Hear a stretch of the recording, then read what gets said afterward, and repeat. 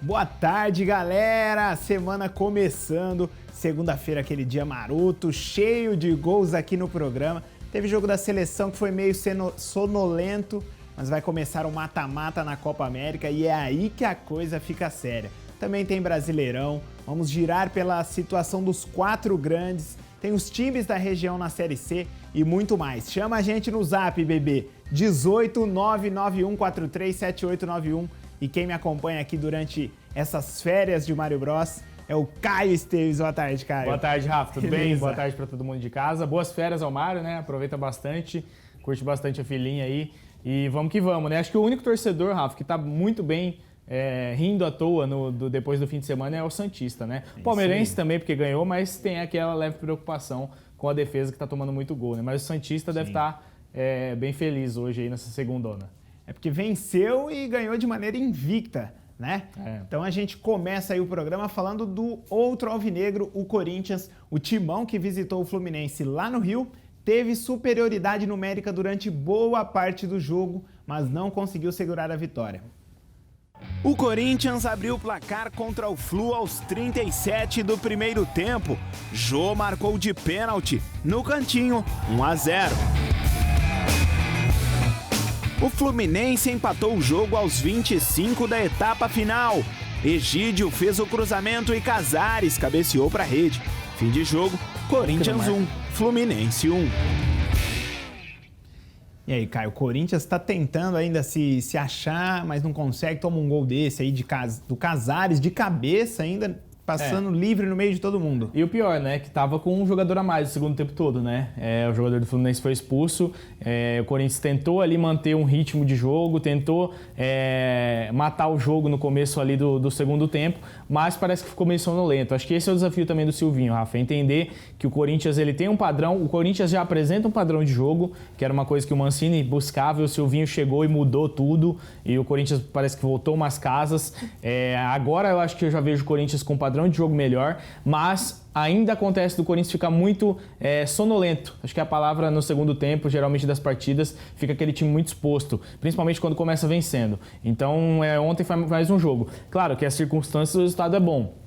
Olhando pro Fluminense, que está nas oitavas de final da Libertadores, é um time que costuma vencer em casa todas as equipes que pega, inclusive equipes melhores.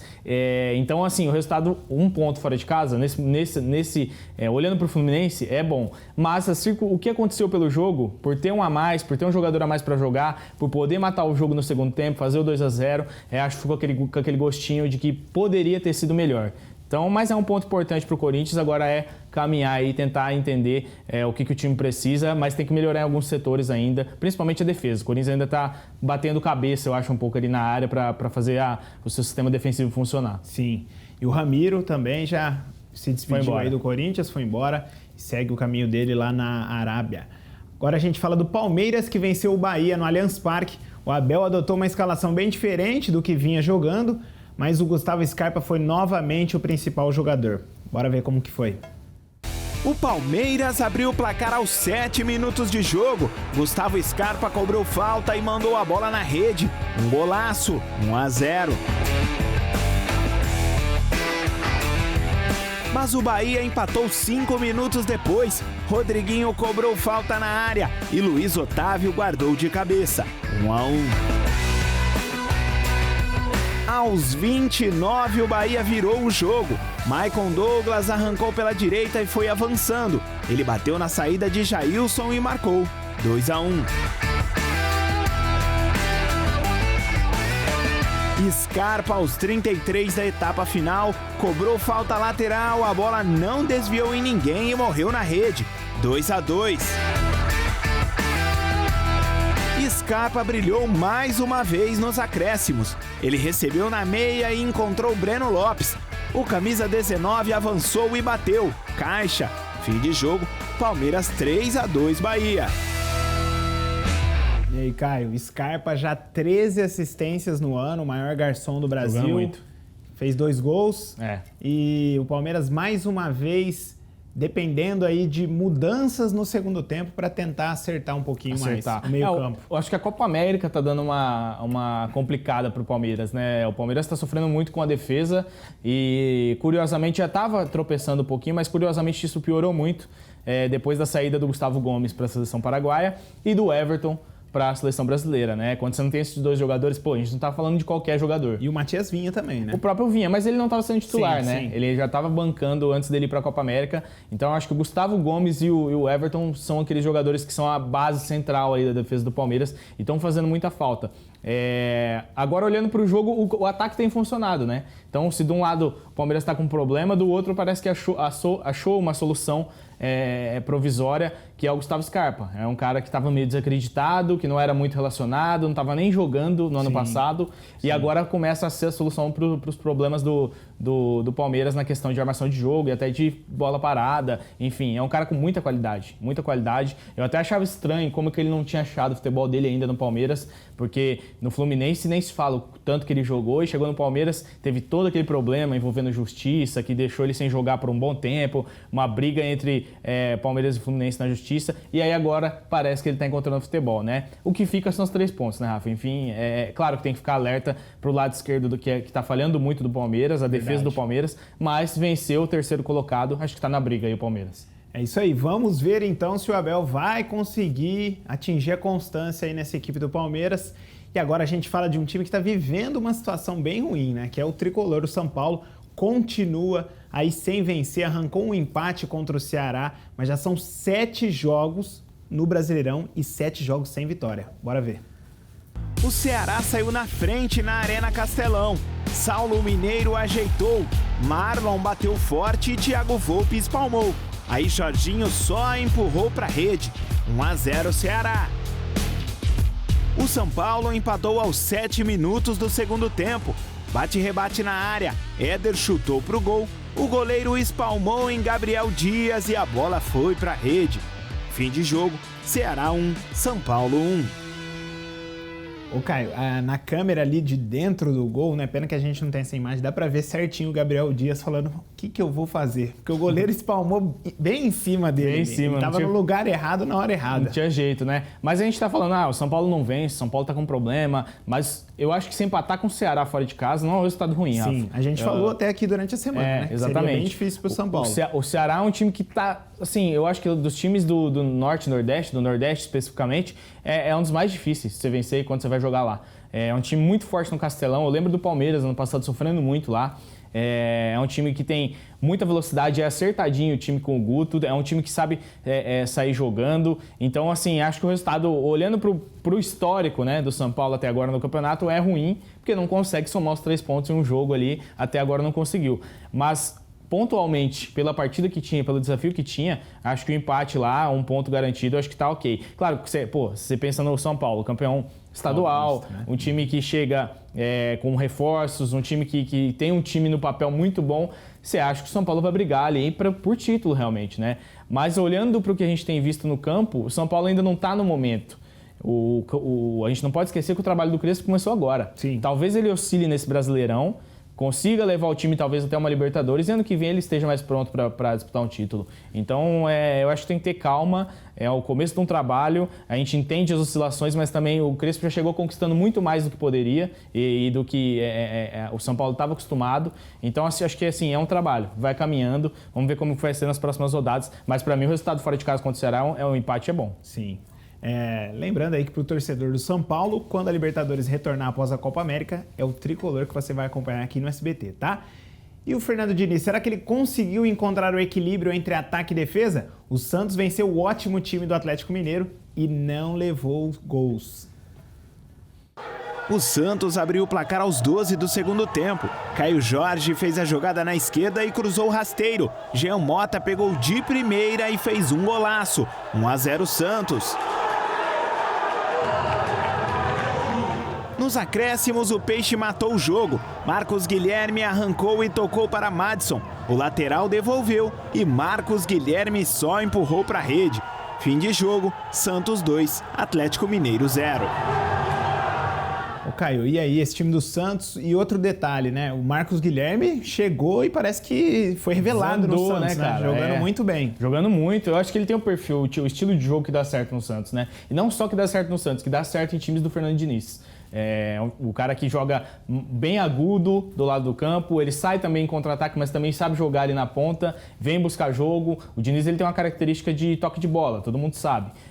Então, quando você tem um cara desse que trabalha o toque de bola e sabe correr, sabe ganhar no 1 contra 1, sempre dá bom, sempre dá bom. Então, acho que está combinando muito o que o Santos queria com o que o Diniz poderia oferecer. Sim. Hoje eu vejo o Santos jogando na Vila um time muito difícil de ser batido. Muito forte, né? Muito forte, um time muito difícil. Como eu falei, como com o Crespo, o Diniz também está começando o trabalho. A gente não pode se iludir achando que esse Santos vai brigar por título ainda é o começo. Mas a gente já vê uma diferença absurda daquele Santos sucateado que estava no fim do ano, né? Ninguém sabia o que ia acontecer, Soteldo saindo, Marinho dava a impressão de que queria também ir embora. Iminência de uma possível punição, Exatamente, questão da punição, depois de ser vice-campeão da Libertadores, Lucas Veríssimo também fora indo para a Europa. Então, assim, a gente já vê um esboço de um Santos. O Santos ele é sempre um time muito reativo, né? Ele consegue sair resiliente, o time consegue sair do buraco muito fácil, né? Ao contrário de outras equipes. Então, a gente está vendo mais um capítulo dessa história do Santos que não tem como ser subestimado nunca, né? Muito legal mesmo ver o trabalho do Diniz. E até sobre isso a gente vê a molecada, né? O Gabriel Pirani aí que subiu também no final do ano passado, jogando muita bola, sendo importante, jogando como titular, né? O Pato Sanches voltou aí no final de semana passado. Então são jogadores que... No final de semana não, desculpa, no meio de semana passado. Então são jogadores que tendem a fazer com que o Santos cresça ainda mais. Exatamente. E já vamos torcer para que nesse momento não aconteça que seria ruim para o Santos, pro próprio Santos. Mas parece que tem um time europeu, agora não me recordo o nome, mas se eu não me engano é da Itália, interessado no Luan Pérez. Que era um cara que chegou assim do Clube Bruges, desacreditado, desconhecido, começou a ir bem, já hoje é um dos pilares da defesa do Santos. E aí já tem aquele assédio, né? Não tem como. Vamos ver o que vai acontecer, mas tomara que ele fique um tempo ainda no Santos. É isso aí. Bom, a gente vai pro intervalo, é rapidinho. Daqui a pouco tem corneta na Seleção Brasileira, Copa América, né, Caio? E muito mais. Fica aí com a gente. Estamos de volta, galera. E você já sabe da novidade? O Tela 2, a plataforma de vídeos do SBT, agora disponibiliza seus programas também em áudio. Isso mesmo, agora você pode acompanhar os principais podcasts de conteúdos do Tela 2, como Líder SA, o Sem Filtro e o Tela Política, seja na academia, no trabalho, enquanto arruma a casa, não importa, você ouve onde quiser. Todos os episódios já estão disponíveis nas principais plataformas de áudio. Só você apontar a câmera do seu celular para o QR Code que está aparecendo aí na tela e começar a ouvir agora mesmo. Toda semana tem um episódio novo para você. Tela 2 vai aonde você está. E o Tite mudou toda a seleção, escalou um time cheio de reservas, saiu na frente, mas levou o empate. O jogo foi meio sonolento e a seleção não fez muito esforço para mudar isso. Bora ver como foi. A seleção brasileira se despediu da fase de grupos da Copa América com um empate, 1-1, diante do Equador aqui em Goiânia. Poupando vários titulares, alguns jogadores pendurados com um cartão amarelo para a fase quartas de final, Tite deu oportunidade para atletas que não vinham atuando. E a seleção sentiu um pouco a falta de entrosamento. Veja como foram os melhores momentos aqui no Estádio Olímpico, na voz de Théo José. Vou jogar uma pergunta para você que está participando com a gente através da hashtag Copa América no SBT. Como a gente sempre fala aqui. Opa, Alisson! Recebe o Douglas. Vai passando o Emerson. Primeiro com o Paquetá. Tentativa com o Gabigol. Na cara do gol, o Gabigol! Acabou pegando essa bola e bem o Galíndez para o Fabinho. Faz a inversão aqui do outro lado, ótimo passe pro Renan Lodge, o cruzamento pro Cebolinha, o toque mais atrás pro Gabigol, vem a pancada de fora do Paquetá. Olha o Paquetá ali bem marcado, o Douglas Luiz também, Fabinho é alto, a bola cruzada, o toque de cabeça! Gol!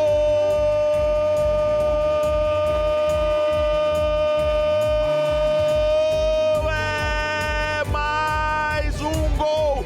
Brasil brasileiro!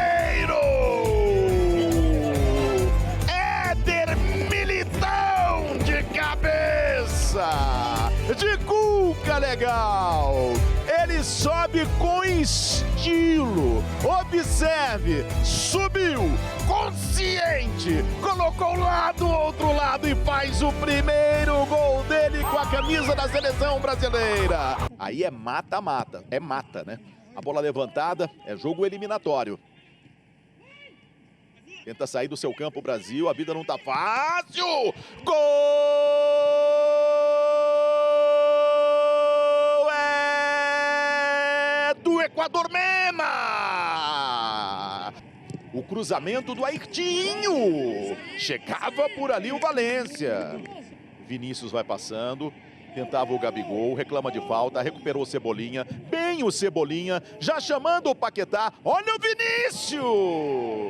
E a bola vai pela linha de fundo. Ali a bola levantada, direto para o Alisson colocar pela linha de fundo. Agora o Brasil fica de olho no seu adversário, que sairá da última rodada do Grupo A, que será realizada hoje à noite. O Uruguai enfrenta o Paraguai.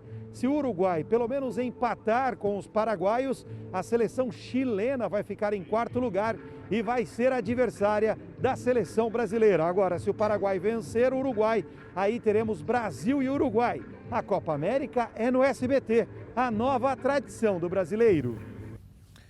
Caio, agora a parada fica séria e pode vir pedreira por aí, né? Agora pode vir pedreira, vamos torcer pro Brasil pegar o Chile, que eu acho que é um pouco mais fácil do que o Uruguai. Claro que é no papel, às vezes o time faz uma partida não muito boa, mas claro que é melhor você pegar ali o time que teoricamente é mais fácil, né? Mas o jogo foi bem sonolento também, né, Rafa? Sim. Também achei um jogo bem chato. Claro que a gente não pode cobrar um entrosamento de clube numa seleção brasileira onde os caras treinam juntos todos 10, 20 dias por ano, né? Nos clubes todo dia você está treinando. Isso nem seria justo a gente cobrar esse entrosamento. Mas a gente espera repertório, porque ali estão os melhores. E eu sinto muito que a seleção brasileira não tem tanto repertório como poderia, até para o momento que você jogar uma Copa do Mundo. A gente está vendo os jogos da Copa América e está acontecendo também a Eurocopa. Se você fizer aquela comparação de qualidade das seleções, o Brasil pode sofrer. O Brasil pode sofrer contra uma Itália, que está muito bem, contra uma Bélgica, como sofreu em 2018. Então, acho que assim, ainda há uma dependência muito grande. A gente fala até clichê, a Neymar dependência, né? Mas olhando para a Copa América, eu tenho visto isso. Sim. Então, acho que precisa melhorar muito. O Tite precisa trabalhar esse grupo, entender o que ele tem ali e onde ele pode apostar. É o Gabigol? É o Gabriel Jesus na frente? É o Firmino? E fazer ali as mudanças, os treinamentos, enfim, para que esse time seja mais decisivo na hora que precisa. Também, e também mais criativo, com certeza. Beleza, então vamos seguir falando de Copa América. Teve vitória do Peru contra a Venezuela, também no grupo B, né? A seleção do Ricardo Gareca terminou na segunda colocação do grupo e também espera quem vai ser o adversário no mata-mata. Quanta coisa dá para fazer em quase 13 minutos? Bom, Venezuela e Peru usaram este tempo todo para estudar um ao outro. E aos 12 minutos e 46 segundos, a primeira chance clara de gol. E Yotun perdeu para o Peru. A resposta da Venezuela foi com Savarino, jogador do Atlético Mineiro. Depois, Savarino chutou e quase Córdoba fez de peixinho. Não desistir. O lema do atacante Lapadula do Peru, mesmo sem ângulo ou sem equilíbrio. Mas o gol só foi sair no começo do segundo tempo. 2 minutos, escanteio. A bola sobrou para Carrijo na cara do gol. Tava melhor que a encomenda. Afinal, o Peru precisava só de um empate para se classificar. Já a Venezuela precisava vencer. Córdoba aqueceu o jogo no friozinho de 17 graus de Brasília. Só que o Peru encontrava espaço. A seleção da Venezuela tinha os retornos de vários jogadores recuperados de Covid-19 e buscou de última hora um grande reforço, apesar de ser 1,60 m de altura, um velho conhecido do futebol brasileiro. Soteldo, ex-Santos, e que joga na Liga Norte-Americana, entrou no meio do segundo tempo. Recuperado de lesão, ajudou a manter a Venezuela no ataque. O problema era finalizar. O Peru se classificou em segundo lugar. O primeiro ficou com a seleção brasileira. A Colômbia já havia feito os 4 jogos e caiu para a terceira posição. E o Equador se classificou em quarto. Já a Venezuela volta para casa. Tá aí, só na expectativa do mata-mata, né? E a rodada também não foi boa para os paulistas na Série C. O Mirassol está fora do G4 e o Novo Horizontino perdeu a liderança do Grupo B. Bora ver como foi os gols. O Mirassol foi derrotado em casa pelo Ituano. O Leão saiu na frente aos 25 minutos. Cruzamento na área, bate e rebate. Caio Mendes tentou cortar, mas mandou contra de maneira bizarra. 1-0. No segundo tempo, pênalti para o Ituano. Thiago Marques cobrou com categoria e guardou. A virada foi aos 26 minutos da segunda etapa. Cruzamento, João Vitor dominou e bateu de esquerda. Ele não deu chances para o goleiro. Fim de jogo, Ituano 2-1 Mirassol. O Criciúma derrotou o Novo Horizontino em Santa Catarina.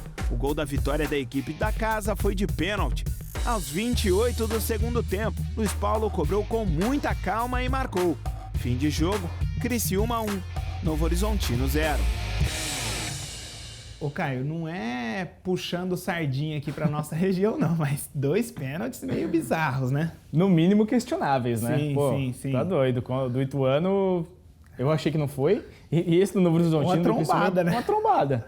Acho que, é claro, acidente de percurso faz parte de você perder jogo, fora de casa, principalmente, no caso do Novo Horizontino, né? É difícil enfrentar o Criciúma na casa deles, mas segue o jogo. Agora, tem motivo para reclamar. Sim. Acho que o Mirassol e o Novo Horizontino tem motivo para reclamar de arbitragem, porque foram 2 pênaltis que decidiram os 2 jogos, né?